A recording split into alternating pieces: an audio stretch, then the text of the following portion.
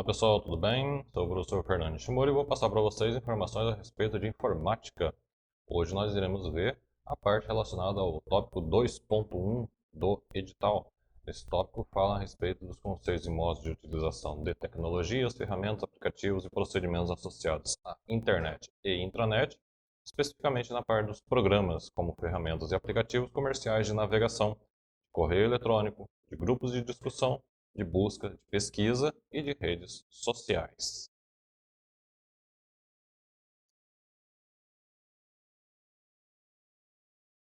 Questão: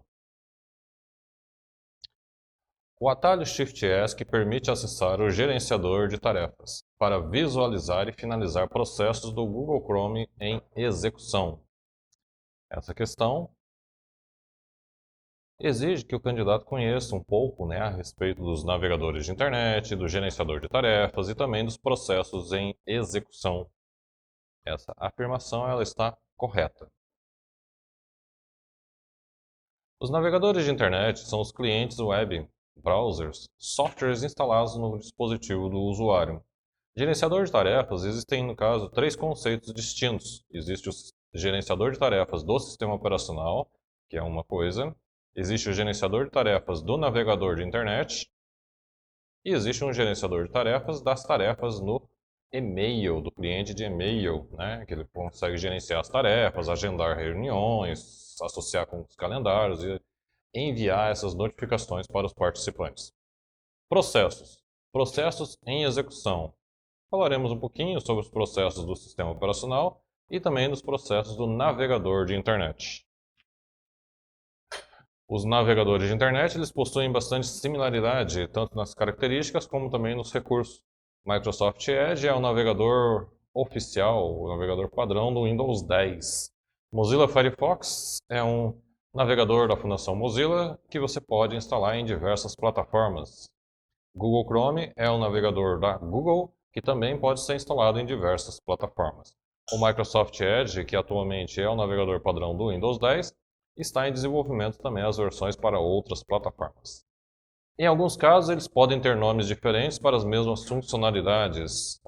Alguns recursos, como por exemplo recursos de proteção no Microsoft Edge, que é o Smart Screen, lá no Google Chrome não tem o nome de Smart Screen, mas tem, no caso, a proteção. Bom?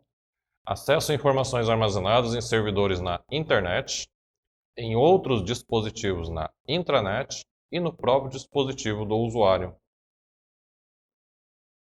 Com o navegador de internet, você consegue acessar endereços e recursos que estão remotos na internet, e recursos também disponíveis na intranet, que é na rede local, que a rede local ela utiliza os mesmos protocolos, linguagens e serviços da internet, e também no próprio dispositivo do usuário, quando você resolve abrir um arquivo que está armazenado no seu dispositivo, como por exemplo um edital PDF que foi baixado. Tanto que o Microsoft Edge, além de ser o navegador padrão do Windows 10, também é o leitor padrão de arquivos no formato PDF, é o visualizador padrão. O gerenciador de tarefas do sistema operacional ele pode ser acessado nas versões antigas com o atalho Ctrl+Alt+Del. O gerenciador de tarefas mostrará então para você os processos, os aplicativos, o desempenho do computador com Windows nas versões anteriores. Nas versões recentes, o atalho direto para ele é o Ctrl+Shift+ESC, e então você abre diretamente o gerenciador de tarefas. Se nas versões recentes você acionar o Ctrl+Alt+Del, você acaba acessando lá o menu de opções, e uma das opções é o gerenciador de tarefas. Portanto, Ctrl+Alt+Del continua acessando o gerenciador de tarefas, só que de forma indireta.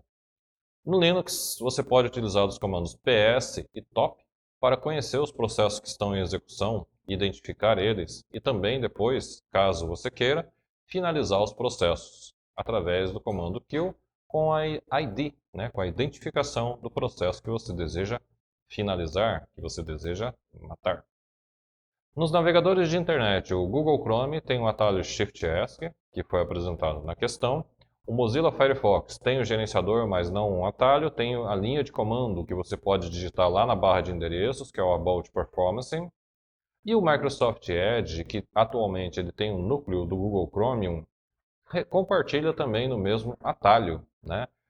Atualmente, Google Chrome e Microsoft Edge compartilham os mesmos recursos, as mesmas telas, interfaces, com pequenas e sutis diferenças. O Microsoft Edge atualmente ele é desenvolvido em cima do núcleo do Google Chromium. No cliente de e-mail, como por exemplo no Microsoft Outlook, você tem lá a divisão de tarefas. O cliente de e-mail ele tem a divisão relacionada ao correio eletrônico, tem a divisão relacionada às tarefas, compromissos, reuniões, calendários e outros recursos mais. Tá?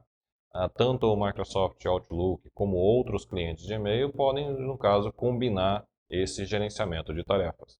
Só que aqui as tarefas são tarefas do usuário, né? Coisas do mundo real, coisas do dia a dia. Sendo que aqui, tanto no sistema operacional como no navegador de internet, quando se fala de tarefas, estamos falando de programas, processos, aplicativos.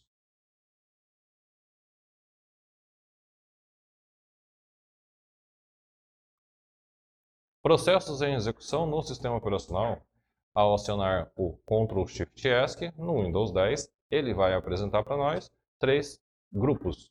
O grupo de aplicativos, que são os programas executados em primeiro plano, né? São aqueles que você vai lá deliberadamente e executa, como por exemplo, né, o Excel, o PowerPoint, o Word. Temos também os programas em segundo plano. Programas em segundo plano são aqueles programas que são carregados na hora da inicialização, na hora do boot. Por exemplo, a atualização do Adobe Acrobat, sistemas de proteção de anti-malware e tantos outros. Processos do Windows são aqueles processos, programas, aplicativos que pertencem ao sistema operacional e são carregados durante a inicialização. Tá? Esses aqui são, digamos assim, mais difíceis de serem finalizados, porque geralmente eles estão associados a uma árvore de processos. Quando você finaliza um deles, talvez precise finalizar os outros. E se você finalizar certas árvores de processos, você acaba finalizando o próprio Windows. Os programas de segundo plano eles são carregados na hora que você inicia o computador e você consegue aqui nessa guia, inicializar, definir quais são os programas de segundo plano que serão carregados. Às vezes a inicialização ela está um pouco lenta, então você consegue fazer aqui os ajustes necessários. Os aplicativos são os programas que você executa. Então, quando você executou através de um ícone do menu iniciar, ou através do ícone na área de trabalho, ou na barra de tarefas, ou ao acionar dois cliques em algum arquivo editável, ele vai apresentar, no caso, esse programa dentro da memória. Por falar em memória, o gerenciador de tarefas também vai apresentar qual é o desempenho em tempo real da CPU, processador, da memória, o acesso em disco e também acesso em rede. Para acompanhar essas estatísticas de forma gráfica, você pode vir aqui na guia de desempenho. Okay? Histórico de aplicativos mostra os aplicativos que foram executados e também as suas versões disponíveis. Usuários são aqueles usuários conectados no computador, no dispositivo com Windows 10. Detalhes é para o detalhamento das tarefas em execução e serviços. Serviços ele vai acionar, no caso, um módulo separado, que é o Service MSC. O Services, né? Ele serve justamente para você poder configurar serviços de background, né? Que ficam até inclusive embaixo dos serviços de segundo plano. Tá? Serviço de gerenciamento de impressão, serviço de gerenciamento da tela, dos recursos visuais e tudo mais. Okay? O gerenciador de tarefas do Google Chrome, né, que é acionado pelo atalho Shift S, que foi o tema da questão, ele será exibido na frente, né, das janelas, das guias que estiverem sendo abertas pelo navegador. Ok? É assim, digamos, bem simples, né? Mostra qual é a tarefa que está sendo executada, qual é a quantidade de memória que está sendo necessária, né, para poder realizar essas tarefas, a quantidade de CPU, também a porcentagem em rede e qual a identificação do processo para o Google Chrome. Okay? Aqui a gente vê, no caso, o processo de GPU, né, que é a interface, o processamento gráfico, né, certamente ocupa mais memória, justamente porque nós acessamos muitos e muitos recursos da internet multimídia, né? Acessamos recursos como documentos, imagens, músicas e vídeos, né, disponíveis em sites de www. Bem, além de ser um cliente de e-mail, o Outlook e Outlook Express, né, tem outros recursos como calendários pessoais, agendamento de grupo e gerenciamento de tarefas e de contatos. Ok? Essa afirmação de 2013 ela está correta e fala justamente das tarefas num outro contexto, no contexto do e-mail. O que torna o Chrome mais rápido em relação aos seus concorrentes é que todos os seus processos são executados independentes uns dos outros, cada um sem interferir na execução das tarefas dos demais. Ok? Essa afirmação de 2014 também está correta, por quê? Porque ela fala a respeito da execução de forma independente. Uma guia no Google Chrome, né, ela é independente da outra guia. Se uma das guias está demorando para responder, você consegue finalizar sem ter a necessidade de finalizar todo o aplicativo. Tá?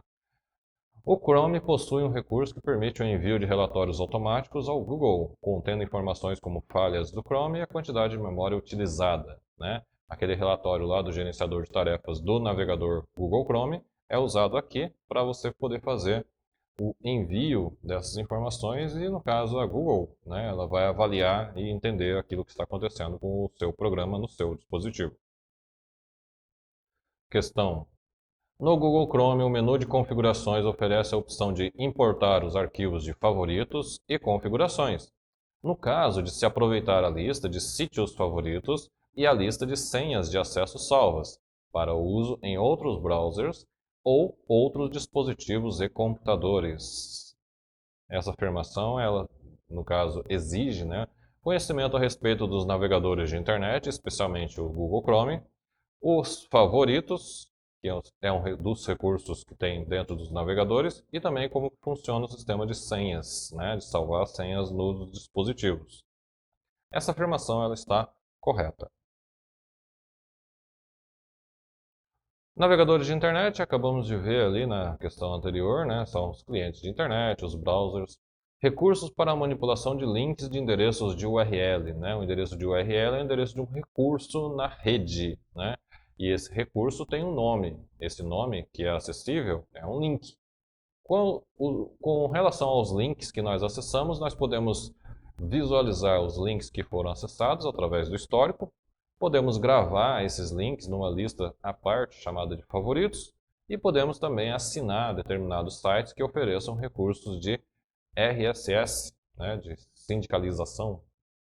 Senhas salvas. As senhas elas podem ser salvas localmente dentro de cada um dos navegadores de internet ou então associada a uma conta Google, ou então uma conta Microsoft, ou uma conta Firefox.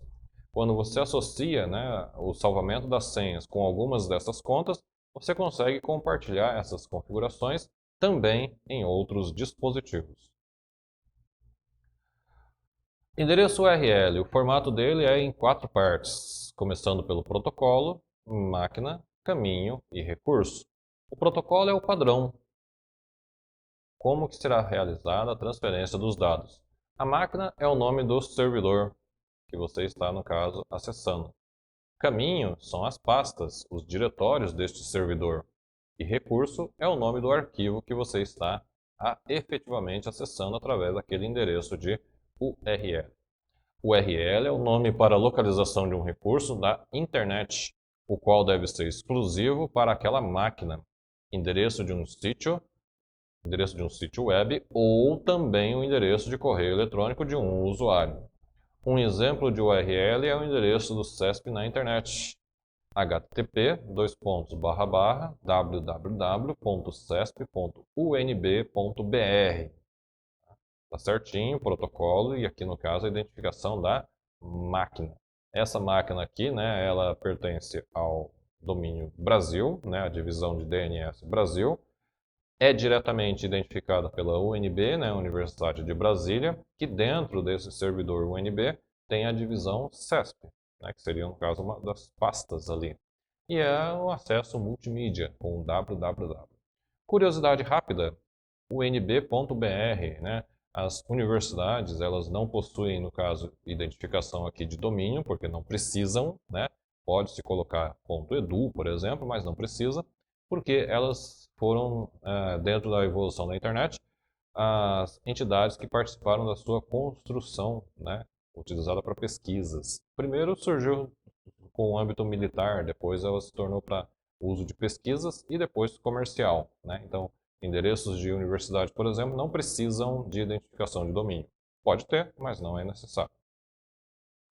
Afirmação URL, Uniform Resource Locator, é um endereço virtual utilizado na web que pode estar associado a um sítio, um computador ou um arquivo, né? Para quem ainda não se acostumou, sítio é local, né? Um local na internet.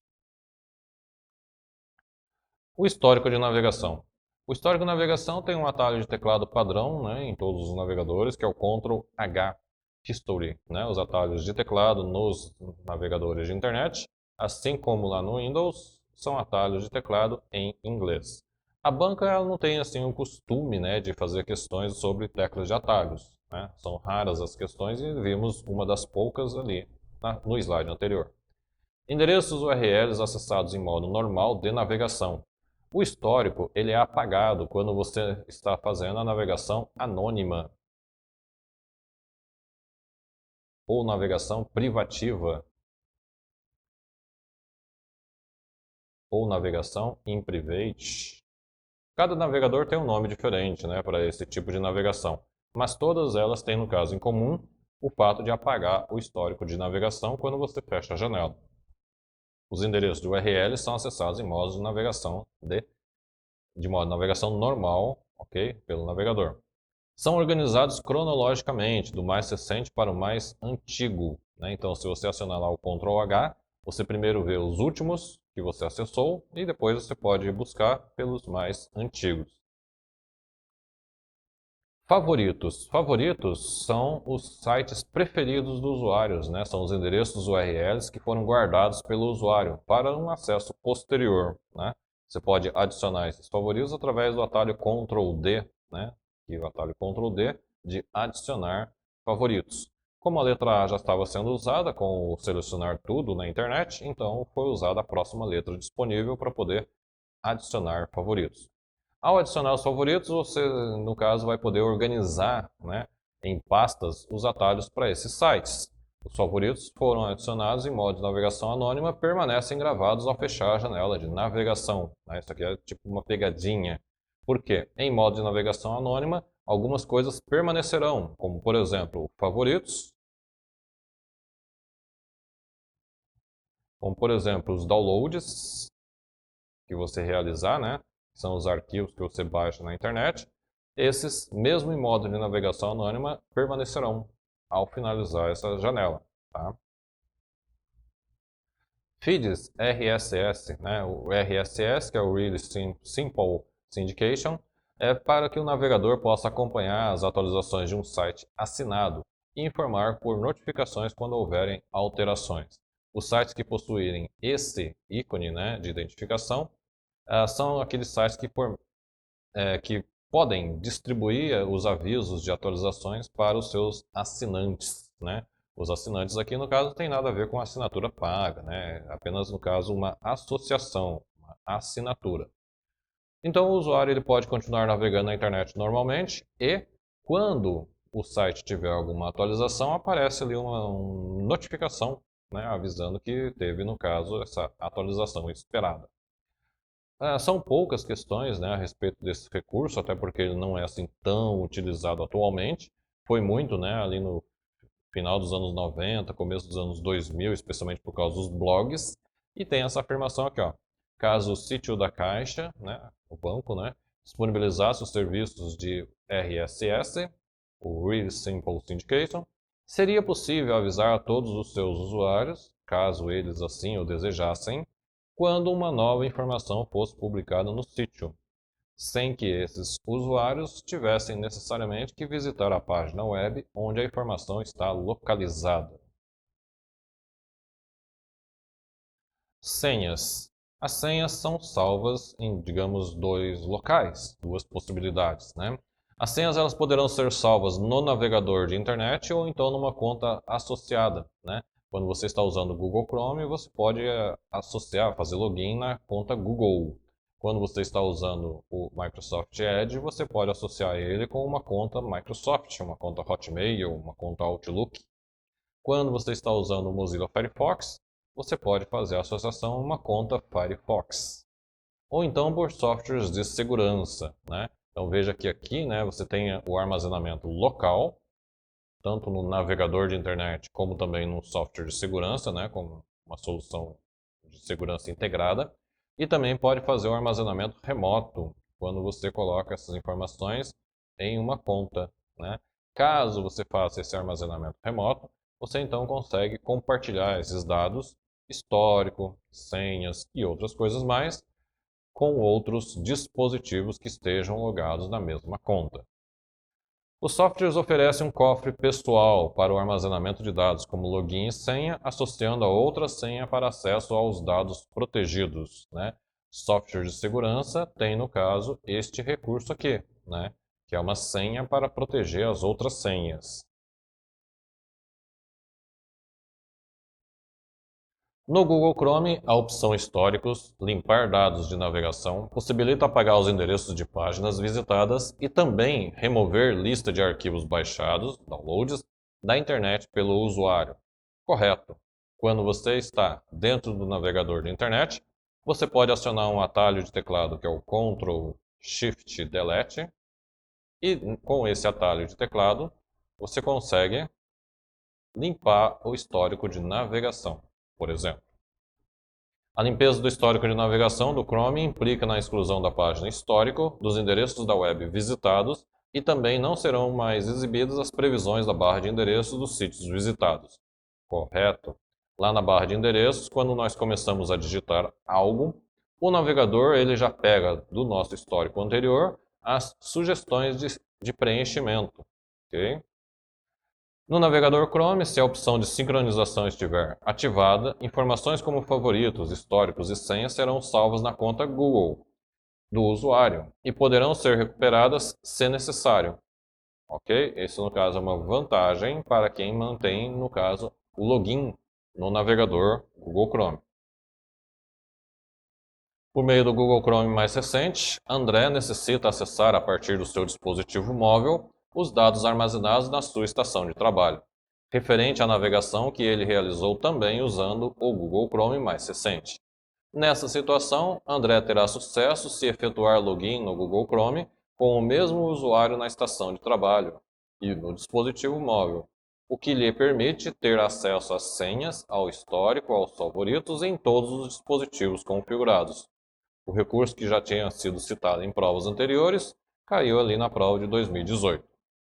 É perfeitamente possível configurar o Google Chrome para que ele possa reabrir as mesmas páginas que o usuário estava visualizando quando ele saiu. Ok, né? Esse é o histórico recente. Ele pega o status atual e mantém esse status de guias e janelas abertas para poder reabrir na próxima vez, para poder continuar a navegação na próxima vez que o aplicativo for aberto.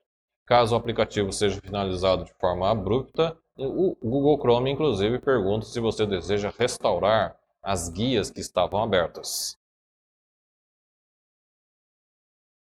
O Google Chrome permite que o usuário adicione, edite ou até mesmo exclua um favorito. Sim, né, eles são links, atalhos, que você, no caso, pode organizar, você pode editar, separar em pastas e tudo mais. O código de erro connection refused, que pode aparecer ao se tentar carregar uma página por meio do Google Chrome, significa que a página não permitiu que o Chrome se conectasse. Ok, isso aqui é um erro que aparece nos navegadores, né, que a conexão ela foi recusada, então não permitiu que o navegador se conectasse. Esse outro código de erro, o erro name not resolved, que aparece no Google Chrome ao se tentar carregar uma página, informa que o endereço da web não existe. Nome não resolvido tem a ver com os conceitos de DNS, né? Um servidor de DNS ele não foi alcançado para poder traduzir o endereço de URL em endereço de IP, ou então simplesmente não existe o site que você está solicitando. Para a subscrição do usuário em um serviço RSS, A URL de um documento que contém os protocolos que fazem o recolhimento, a agregação e a distribuição de conteúdos é adicionada como canal no aplicativo leitor. Ok? É assim que funciona, no caso, o conceito do RSS, da sua assinatura. Na opção Ferramentas do menu Opções de Internet do Internet Explorer, é possível configurar o histórico de navegação para que os arquivos temporários, cookies e senhas salvas sejam configurados segundo a preferência do usuário. Né? Basicamente, tudo que você tem dentro dos navegadores de internet você consegue configurar, você consegue ativar, você consegue desativar e também personalizar.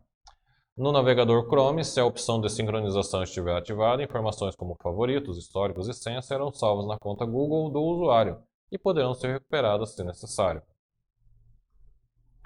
Questão: o símbolo arroba em endereços de e-mail tem o sentido da preposição no, sendo utilizado para separar o nome do usuário do nome do provedor. Essa afirmação foi a questão da prova de 2018. Para resolver a questão, você precisa conhecer o formato de endereço de e-mail, entender como é que funciona um provedor de serviços de correio eletrônico e também, no caso, indiretamente, o paradigma cliente-servidor. Essa afirmação ela está correta.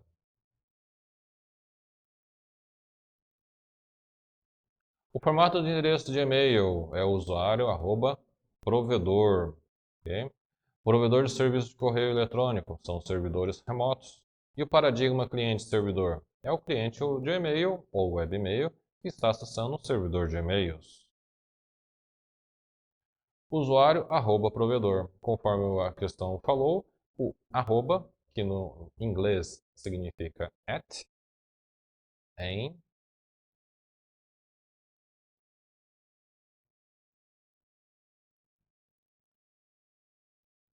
ali na questão foi traduzido para no. Está correto, né? Usuário no provedor. Usuário é uma identificação única para cada utilizador naquele provedor de e-mails. Tá? Provedor é um servidor que armazenará em pastas as mensagens dos usuários.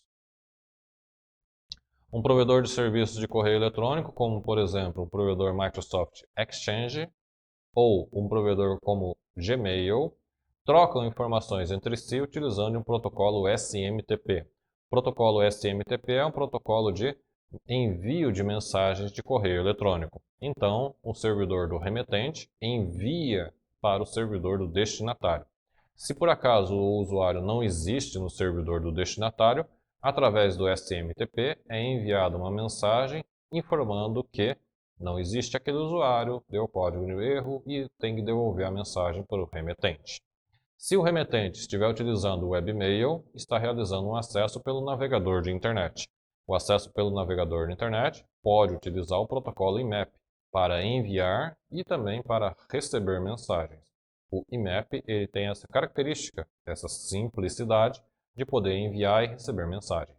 E mais, o IMAP é um protocolo que, no caso, copia as mensagens. As mensagens elas continuam existindo lá no servidor do seu e-mail e vem uma cópia para o navegador de internet. Ok? Ele vai apenas exibir uma cópia das mensagens aqui. Ele não vai eliminar essas mensagens que ficam no servidor. Caso você utilize um acesso por cliente de e-mail, você pode configurar ele para trabalhar com SMTP para o envio dos e-mails e o POP3 para recebimento dos e-mails. O protocolo POP3 ele pode ser configurado para que removam as mensagens lá do servidor, ok? Então a mensagem ela fica transferida e armazenada somente no cliente de e-mail. É possível também mudar e cruzar essas configurações, ou seja, um cliente de e-mail pode utilizar de configuração IMAP4. Tá? Paradigma cliente-servidor é que nós somos clientes e nós, como clientes, acessamos informações armazenadas em um servidor. Né? Um cliente FTP envia e recebe arquivos de um servidor FTP. Um cliente de e-mail envia e recebe e-mails de um servidor de e-mails. Um cliente web envia solicitações, né, que são requests, e recebe respostas, né, que é o response, de páginas web solicitadas. correio eletrônico. No Outlook 2016, caso o usuário exclua uma mensagem acidentalmente da caixa de correio, geralmente é possível recuperá-la. Sim, né? O Outlook, a partir da versão 2013, né, passou a ter alguns recursos de recuperação extras, né? Quando você exclui uma mensagem, ela vai primeiro para a pasta de itens de itens excluídos, a lixeira do e-mail. Caso você apague essa mensagem, você ainda consegue acessar lá dentro das configurações do servidor de e-mail as opções de recuperação da mensagem apagada. Ou seja, né, um funcionário que apagou a mensagem e excluiu ela definitivamente, ela não apagou de verdade. A mensagem continua lá no servidor de e-mails da empresa. Uma das vantagens de se utilizar o Outlook 2016 está no fato de permitir que contatos de um outro serviço de correio eletrônico, como por exemplo o Gmail, sejam importados por ele. Ok, né? Isso aqui é um recurso, digamos, muito comum de ser utilizado na hora em que você faz a migração de serviços, ou até mesmo troca de computadores. Porque você consegue exportar todas as configurações do navegador, consegue exportar, né, criar um backup de todas as mensagens, contatos de um outro serviço de correio eletrônico e fazer a importação para o serviço atual. O recurso caixa de entrada prioritária do Outlook 2016 separa a caixa de entrada em duas guias, prioritário e outros, com base no conteúdo dos e-mails, permitindo colocar as mensagens mais importantes na guia prioritário. Correto? Ok? Caso você nunca tenha utilizado o Microsoft Outlook, vai aqui no caso essa dica. Existem sim duas caixas de entrada no Outlook, né? Prioritário e outros.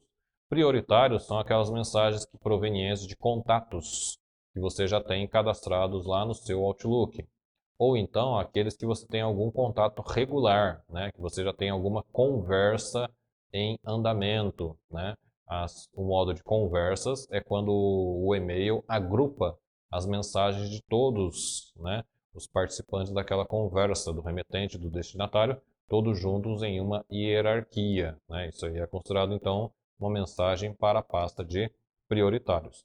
Já a pasta de outros são as outras mensagens, né, recebidas de outros remetentes. Quando você tem mensagens que são enviadas para muitos destinatários, então ele nem vem aqui para prioritários e também nem vai para outros, né? Acaba indo para outro local que é a pasta lá de spam, né? A pasta lá de lixo eletrônico. No Outlook 2010, a ferramenta que permite ao usuário realizar importações de contatos de arquivos do tipo CSV é conhecida como assistente para importação e exportação. Correto, né? Ali na afirmação do slide anterior falava sobre essa possibilidade de intercâmbio de informações. Isso está correto. CSV é o Comma Separated Values, né? São os valores separados por vírgulas. É um arquivo de texto que está todo organizado em colunas, né, separadas por vírgula, por ponto e vírgula, que pode, no caso, ser importado por outro, né? Os favoritos do navegador também é assim, os contatos, né, de arquivos do Outlook, do Thunderbird também são assim. Considere que um provedor de e-mails limite em 10 MB o espaço disponível para o envio de arquivos e que, se desejar enviar 10 arquivos sem compactação, cada um deles tendo, né, 1.400 kilobytes de tamanho. Nesse caso, em um único e-mail, a quantidade máxima de arquivos que poderá ser enviada é igual a 7. Bem, aqui é mais uma continha matemática, né, de 1.400 vezes 7, até atingir, no caso ali, o limite, né, de 10 megabytes que foi definido pelo provedor de e-mails. Tá? De acordo com o provedor, você pode ter configurações diferentes, né? Alguns aceitam 10 megabytes, outros aceitam 25 megabytes de anexos, né? Outros, caso supere, né, esse limite, sugere o armazenamento em algum local, né? Por exemplo, você tem uma conta Hotmail e você tenta enviar um arquivo maior do que o limite permitido, né? Ele sugere você guardar no OneDrive, né? Que é o armazenamento em nuvem e, na verdade, você não vai enviar o arquivo, você vai enviar apenas um link para o arquivo no OneDrive, né? Caso você utilize o Gmail, ele vai sugerir você guardar no Google Drive, ok? E assim por diante, tá? Além, é claro, né, desses recursos de anexos, além do recurso de armazenamento na nuvem, você também pode fazer transferências diretas, né, como caiu lá na prova do Pará. Você pode utilizar do site Pará não, desculpa, na prova de Roraima, né? Você pode usar o site WeTransfer, né, que ele aceita então arquivos de até 2 gigabytes. Na verdade, ele vai armazenar numa nuvem deles, né, e vai enviar o link para a pessoa, né, de forma semelhante aqui ao Hotmail, OneDrive, mas com um tamanho, digamos, considerável, sem ocupar o espaço do seu OneDrive, sem ocupar o espaço do seu Google Drive. Com o Microsoft Outlook 2016, é possível adicionar links de imagens para uma assinatura de e-mail. Bem, dica final, né? O Outlook é um cliente de e-mail que faz parte do pacote Microsoft Office. Tudo que você poderia fazer no Office, no Word, no Excel, no PowerPoint, basicamente você consegue fazer ali no Outlook, né? Especialmente essas questões de formatação. No Word, você consegue adicionar um link para imagens? Consegue. Então, no Outlook também consegue. No Word, você consegue desenhar uma tabela? Consegue. No Outlook também. Esse é o princípio de associação entre os recursos. No Outlook 2016 é possível adicionar uma conta de e-mail, POP ou IMAP. Correto, né? A diferença é que o POP vai transferir as mensagens e o IMAP vai copiar as mensagens. Professor, mas não mostrou o número 3, não mostrou o número 4. Está errado? Não, não está, né? O POP está na versão 3, o IMAP está na versão 4. Como é, digamos, o estado da arte, né, a última versão, mesmo que não esteja sendo informado um número, subentende que é a última versão. O Microsoft Outlook limita o tamanho dos arquivos que o usuário pode enviar. Entretanto, algumas medidas podem ser tomadas para evitar exceder o limite definido, como, por exemplo, compactar os arquivos ou reduzir o tamanho das imagens. Correto, né? Além de você compactar, você transformaria no padrão de arquivos do Windows, né, que é o padrão zip. Você também pode reduzir o tamanho das imagens, né, com recursos como cortar ou então retirar as transparências. Lembrando que essas alterações aqui, né, nas imagens, elas acabam afetando lá os metadados delas, tá? Acaba trocando o EXIF, né, acaba trocando as propriedades das imagens. Isso é assunto ali do último tópico. Outra afirmação, no Outlook 2016 é permitido que modelos pré-definidos de assinaturas possam ser utilizados pelo usuário ao final de sua mensagem. Ok, né? Você pode criar ali no programa de Outlook, né? Uma assinatura pessoal, uma assinatura corporativa e usar o programa para poder acessar ambas as contas. Grupo de discussão. Em um grupo de discussão, são cadastrados os e-mails dos participantes para que haja troca de mensagens entre eles e que se envia a esses grupos é recebido por todos, sem moderação. Bom, né?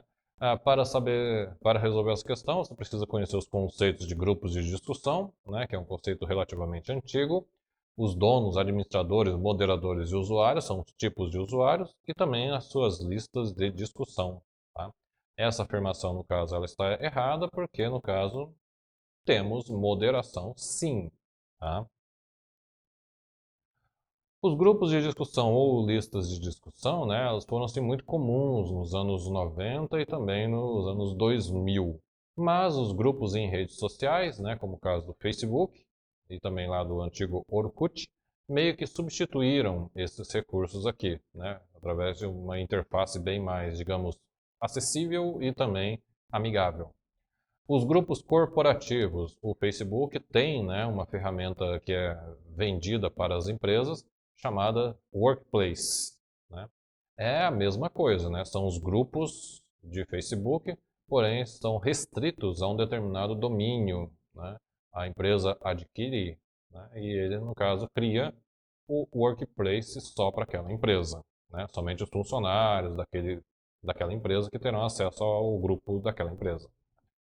Os grupos em comunicadores, né, como o caso do WhatsApp e do Telegram, é meio que uma evolução, né, da ideia lá dos grupos ou listas de discussão. O Google Groups e o Yahoo Groups, né, foram os principais serviços ali nos anos 2000, né, que foram encerrados recentemente. Um usuário, né, no caso participante do grupo, envia uma mensagem de e-mail para um e-mail criado, né, um e-mail do grupo, e esse sistema redistribui essa mensagem para os outros usuários, né? Somente aqueles que são participantes do grupo é que recebem essa mensagem. Usuários externos, que não estão cadastrados, né, não são participantes do grupo, eles não têm acesso a essas mensagens. Se por acaso um desses usuários não conseguiu ou apagou a mensagem, né, ou não leu a mensagem, ele poderá acessar lá na página do grupo um painel com todas as mensagens, todos os arquivos organizados cronologicamente, mostrando tudo aquilo que já foi compartilhado dentro do grupo. Os grupos de discussão ou listas de discussão, né, eles tinham, no caso, 3 perfis distintos. Tinha o perfil do dono, que era o criador do grupo. Tinha o perfil de administrador, que era o gerente do grupo. E também o perfil de moderador, que é o gerente de conteúdo. Tá? Às vezes, né, quando era um grupo pequeno, o dono era o administrador e era o moderador ao mesmo tempo.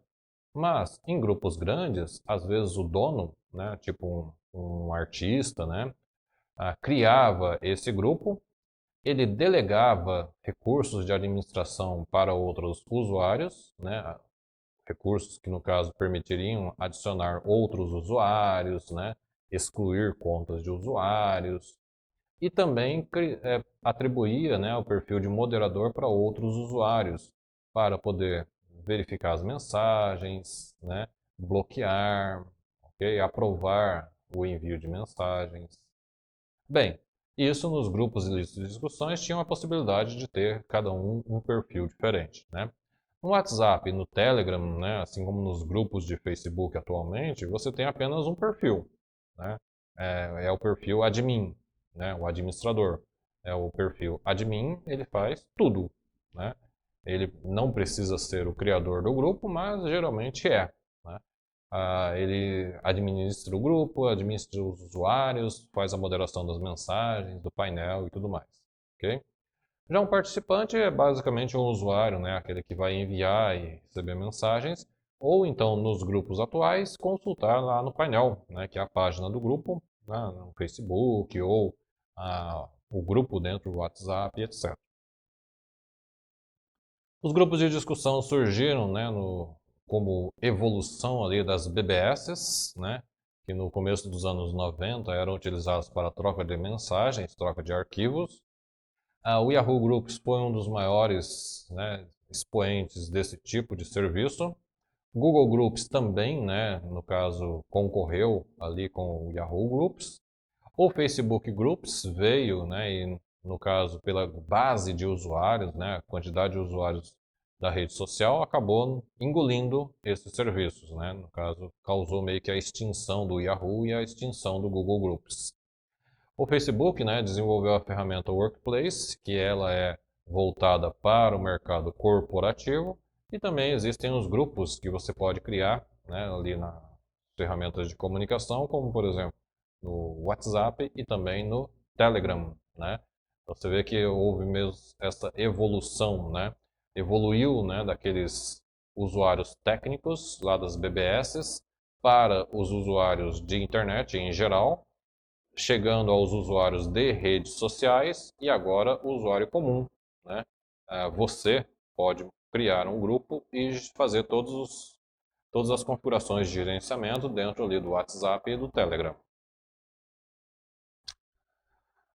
Em uma pesquisa por meio do Google, o uso da expressão concurso FUB menos nível médio, incluindo as aspas duplas, permite encontrar informações somente dos concursos de nível médio da FUB que estiverem disponíveis na internet. FUB é a sigla, né, da Fundação Universidade de Brasília. Okay? Bom, essa afirmação aqui, né, pede que o candidato conheça um pouquinho sobre sites de pesquisas, símbolos e comandos ali dos sites de pesquisas, e indiretamente sobre a internet de superfície. Essa afirmação ela está errada. Essa questão ela está errada. Errada por quê, né? Por causa aqui do sinal de menos combinada com as aspas. Quando você, né, coloca ali que o sinal de menos, né, esse traço aqui, você não está procurando somente informações do nível médio. Ao contrário, você está excluindo, né? Isso aqui serve para excluir itens da pesquisa. Então, para entender essa questão, vamos ver um pouquinho sobre Google, Microsoft Bing e também do Yahoo, né? Os princípios são os mesmos para esses sites de pesquisas. Símbolos e comandos são os caracteres especiais que você pode utilizar nas pesquisas. Os comandos são aqueles termos que tenham dois pontos na frente, né? Como, por exemplo, o comando site, site dois pontos, né? É um exemplo em que você localiza informações só em um determinado site. O caractere especial é o traço, né? Pode ser o asterisco, pode ser o símbolo de arroba. Internet de superfície, né? A Surface Web. Existe também a Deep Web, existe também o conceito de Dark Web. Os sites de pesquisa, eles indexam informações e disponibilizam resultados para as pesquisas efetuadas, né? Google é o maior e mais popular aqui no Brasil. O Bing, né, da Microsoft, é um buscador grande também, que tem, digamos assim, sua base de mercado, né, nos Estados Unidos, na Austrália. E o Yahoo, né, ele está assim bem espalhado, bem pulverizado, né? O Yahoo, ele no começo dos anos 2000 resolveu se tornar um portal de internet e acabou agregando muitos e muitos serviços, né? Então, basicamente perderam a mão no gerenciamento das coisas, tá? O site de pesquisas Google foi aquele que deu origem à empresa, né, e também a todos os outros serviços posteriores. Okay? Microsoft Bing ele foi criado para concorrer, né, com o site do Google e durante uma época, inclusive, estava sendo acusado de roubar informações da base de dados da Google, né, porque a Google, ela, no caso, indexa através dos seus bots, né, dos seus robots, que buscam informações na internet e no caso, a Microsoft estava sendo acusada de aproveitar desses resultados. Nos sites de pesquisas, você pode, por exemplo, colocar entre aspas. Caso você coloque entre aspas, você faz uma correspondência exata. Ok? Sinal de menos. O sinal de menos serve para excluir um item da pesquisa. Como a gente viu ali no caso da questão, vai retirar o item da busca. Símbolo de arroba, ele serve para pesquisar em redes sociais, nomes de usuários de redes sociais. Comando file type, dois pontos, apenas uma extensão, né? Você pode escrever ali file type, dois pontos, PDF, todos os resultados serão do tipo PDF. Comando site, dois pontos, apenas em um site, né? Com o comando site você busca somente em um determinado endereço de URL. Comando related serve para procurar apenas sites relacionados, né? Você manda procurar, por exemplo, né, os sites relacionados com mp.br, né? Ministério Público.br. Ok? Ele vai trazer outros sites que sejam relacionados ao Ministério Público e que sejam governamentais. Em URL, no endereço do site, né? Alguma palavra, algum termo que faz parte do endereço do webmail, do endereço do site, da webpage. Em título, no título da página, né? Alguns comandos eles meio que deixaram de existir, né? Como o caso do comando info, né? O info ele trazia informações da página. Porém, né, por causa justamente da questão da divulgação das informações pessoais, das informações relacionadas de empresas e tudo mais, né, esse comando aqui meio que foi desativado. Okay? Existem algumas pesquisas no Google e também no Bing, né, no caso, que são meio que, entre aspas, censuradas. Ou seja, você pode executar o comando, você pode executar a pesquisa, mas não vai trazer nenhum resultado. O conceito de Deep Web e Dark Web, né, tem a ver justamente com as camadas da internet. Google, Bing, Facebook, Twitter, esses, né, elementos fazem parte daqueles sites que são indexados pelos serviços e mecanismos de busca, né, a chamada internet de superfície, que todos os usuários acessam com navegadores comuns. Né? E existe também a Deep Web, né? Que são aqueles sites e serviços não indexados pelos mecanismos de buscas, né? Porque você pode criar um site e colocar ali nas configurações do site para ele não entrar na pesquisa, né? Para ele não entrar na indexação do mecanismo de busca. Então você já tem, no caso, uma informação que só será acessada por quem souber que ela existe, né? Existe também a Dark Web, né, que são sites e serviços que só podem ser acessados por softwares específicos, né?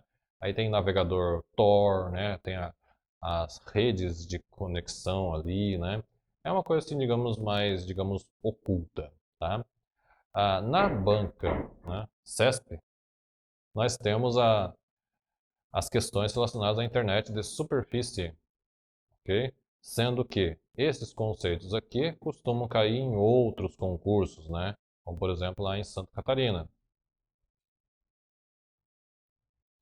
Sites de robots, podem fazer a busca para a indexação de documentos na internet ou na intranet. Ok, correto, né?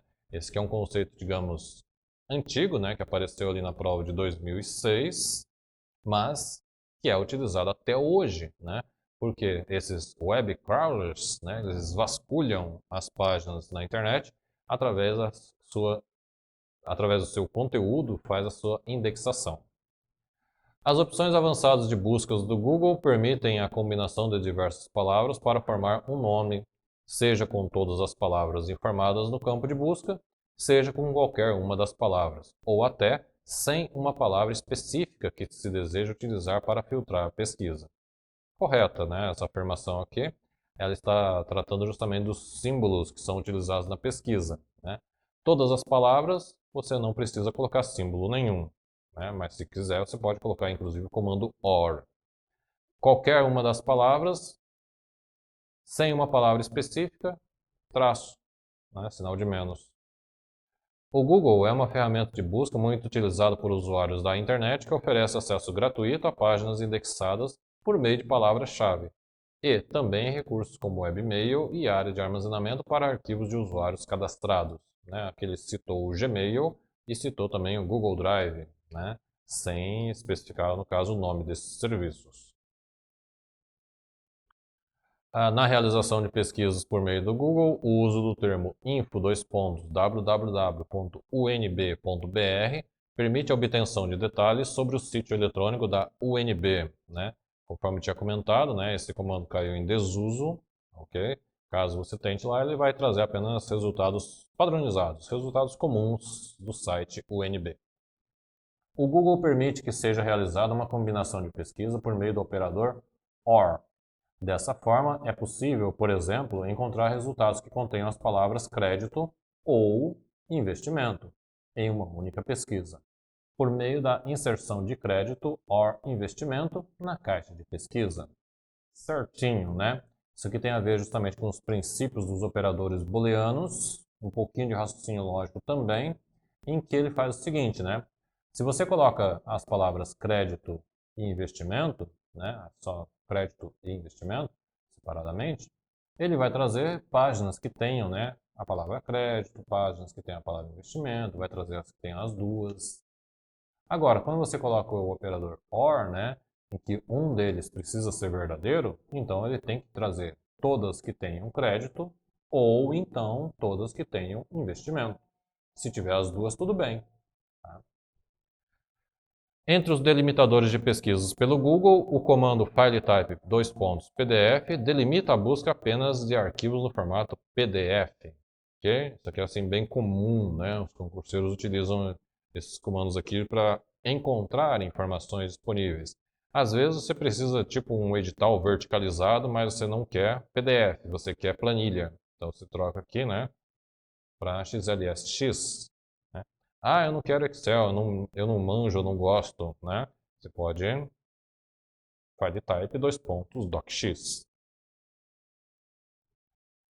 Questão 2018. A superexposição de dados pessoais nas redes sociais facilita o furto de identidade ou a criação de identidade falsa com dados da vítima. Identidades essas que podem ser usadas para atividades maliciosas, tais como a realização de transações financeiras fraudulentas, a disseminação de códigos maliciosos e o envio de mensagens eletrônicas falsas por e-mail ou redes sociais. Para resolver essa questão, precisamos conhecer um pouquinho sobre os conceitos de redes sociais, a exposição dos dados pessoais e também os ataques, ameaças e alguns códigos maliciosos. Essa afirmação ela está correta. As redes sociais elas podem ser centralizadas, descentralizadas ou distribuídas, né? São, digamos, formas de operação dessas redes. A exposição dos dados pessoais tem a ver justamente com aquilo que o usuário fornece de informações para essas redes, tanto no cadastramento como no dia a dia. Ataques, ameaças e códigos maliciosos são algumas das coisas que podem ser realizadas, né, que podem ser exploradas através da exposição dos dados pessoais. O Twitter é um exemplo de rede que é centralizada. O Twitter é um microblog com características de rede social para publicação de mensagens. Inicialmente possuía o limite de 140 caracteres, depois passou para 280 caracteres e atualmente textos longos são convertidos em links, né? Por que a gente fala que é uma rede social centralizada? Porque tudo está baseado lá no servidor, né? Quando você envia uma mensagem, que lá no Twitter é um tweet, essa mensagem chega no servidor e é redistribuída para todos que estão conectados ao servidor. Tanto que, né, se o servidor do Twitter, por exemplo, cai, todos perdem o acesso. Já o Facebook é uma rede descentralizada, né? É a maior rede social da atualidade, permite contato com amigos, criação de páginas, desenvolvimento de aplicativos, fanpages, né, para você curtir, compartilhar, grupos de discussão e também tem a sua versão corporativa, que é o Workplace. O Facebook, né, é uma rede que é descentralizada porque quando algum servidor cai, ele não remove, no caso, toda a rede do ar, né? Cai apenas em algumas regiões. Às vezes a gente tem relatos, né? Opa, caiu o Facebook na região Nordeste, caiu no Brasil, caiu só na Indonésia, né? Porque ali é uma rede descentralizada distribuída em vários e vários locais. E existe também, né, aquelas redes que são de outro tipo, né? Elas não são exatamente essas redes sociais aqui, mas elas são focadas em algumas coisas, né? Por exemplo, LinkedIn, né? É uma rede social voltada para fins profissionais, que foi adquirida pela Microsoft. Profissionais das empresas podem compartilhar informações e também vagas de empregos. E poderíamos falar de várias e várias outras, né? Como também o Pinterest, né? Como também as redes sociais do Flickr. Mas, no caso, o tema, né, redes sociais, não é muito comum nas provas de concursos. Está no edital, mas não é muito comum. As redes sociais elas armazenam dados pessoais, como nome, telefone, e-mail, documentos e etc. Essa exposição de dados pessoais é porque as redes sociais elas possuem acesso aos recursos dos aparelhos, como a galeria de fotos. Vamos pegar aqui o exemplo do Twitter, né? Quando você instala o aplicativo do Twitter e resolve compartilhar uma foto, ela pergunta, né, se pode acessar a galeria de fotos no nosso aparelho. E nós autorizamos, né? É claro que ali na nossa galeria de fotos podem ter fotos pessoais, fotos íntimas, fotos de documentos, né? Às vezes a gente tem que enviar um documento para o banco e a gente tira a foto e deixa lá na galeria, né? Eles poderiam, no caso, explorar essas informações. As, as redes sociais, em geral, né, elas trocam informações entre as redes do mesmo dono, como o caso do Facebook, WhatsApp e Instagram, né? Fazem vários e vários anos que o pessoal está reclamando dessa super integração dos serviços, né? E também com outras empresas, né? Com o caso de eles segmentarem os dados e venderem para as outras empresas. Isso tudo afeta e, no caso, expõe os dados pessoais. Fora os ataques, né? Como aconteceu aí no Brasil, o vazamento de informações, né, de mais de 200 milhões de brasileiros. Alguns ataques, algumas ameaças e alguns códigos maliciosos são voltados justamente para trabalhar com as informações pessoais, né? Como, por exemplo, o cavalo de Troia. O cavalo de Troia, o Trojan, né, após ser instalado, vai desativar as defesas do computador para que outros softwares maliciosos ataquem, né? E esses softwares maliciosos podem explorar, por exemplo, os arquivos que estão armazenados no dispositivo, né? Arquivos com os dados pessoais, as fotos, etc. Phishing. Phishing é a captura de dados pessoais através de páginas falsas que enganam o usuário para a obtenção de informações sensíveis, né? Phishing tem a ver com pescaria, é quando você envia um link e a pessoa acessa, acreditando ser verdadeiro, para poder fornecer os dados pessoais. Roubo de identidade, né? Existe a criação de perfis falsos, né? Perfis fake, com as imagens do perfil verdadeiro, para aplicação de golpes em nome de outra pessoa, né? Aconteceu, por exemplo, quando iniciou a campanha de vacinação, né?